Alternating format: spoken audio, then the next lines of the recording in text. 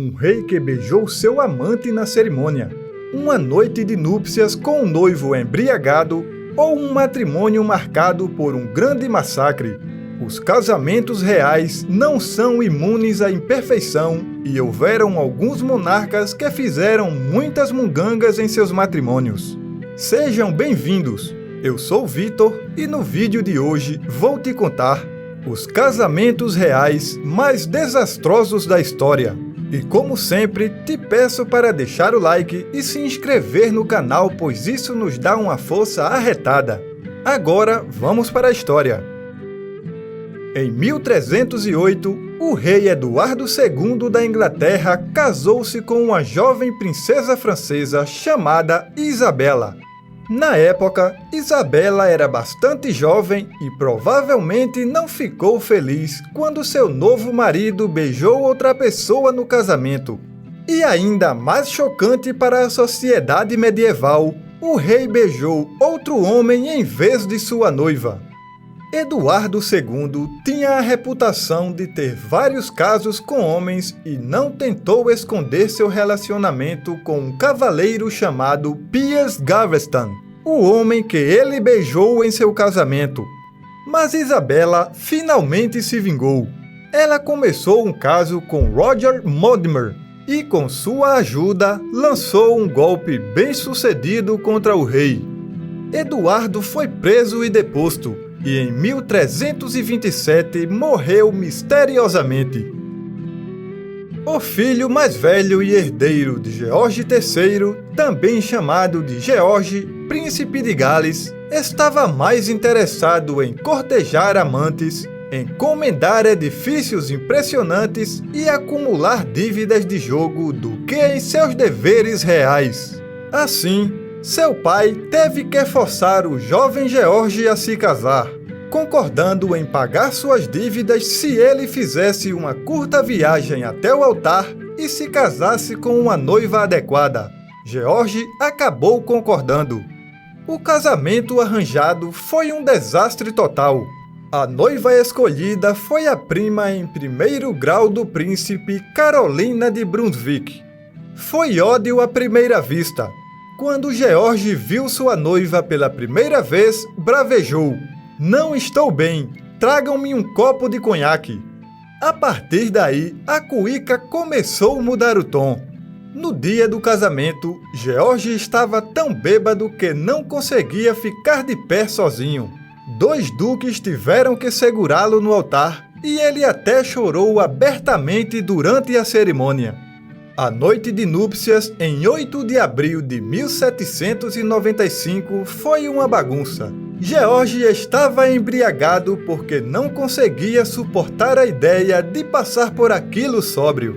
O casal ficou junto tempo o suficiente para engravidar, e Carolina deu à luz a princesa Carlota 9 meses após o casamento. O casal se separou, e uma vez que George se tornou rei em 1820, ele chocou a Grã-Bretanha ao tentar se divorciar de sua esposa. Em 18 de agosto de 1572, uma princesa francesa casou-se com o rei de Navarra. O casamento real deu terrivelmente errado quando levou a um dos piores massacres da história da França. O casamento ocorreu durante as guerras religiosas francesas e instantaneamente dividiu Paris porque a noiva e o noivo praticavam religiões diferentes durante os dias mais sombrios da Reforma. Margarida da França, filha da rainha Catarina de Médici e irmã do rei da França, foi criada como católica. Seu noivo, o rei Henrique de Navarra, era protestante, também conhecido como huguenote. Os católicos reais viram o casamento como uma oportunidade, já que muitos huguenotes ricos vieram a Paris para o evento. Poucos dias depois que os dois se casaram em uma cerimônia pública, os católicos enviados pela rainha se levantaram e massacraram pelo menos 3.000 huguenotes, no que ficou conhecido como o Massacre do Dia de São Bartolomeu. O horrível presente de casamento não acabou com a união. e 2 décadas depois, o noivo se tornou o rei Henrique IV da França. Se houve um membro da realeza que nunca conseguiu descobrir o segredo da felicidade conjugal, foi Henrique VIII, rei da Inglaterra de 1509 a 1547. Ele se divorciou de 2 esposas, matou mais 2 e perdeu uma para os estragos do parto moderno.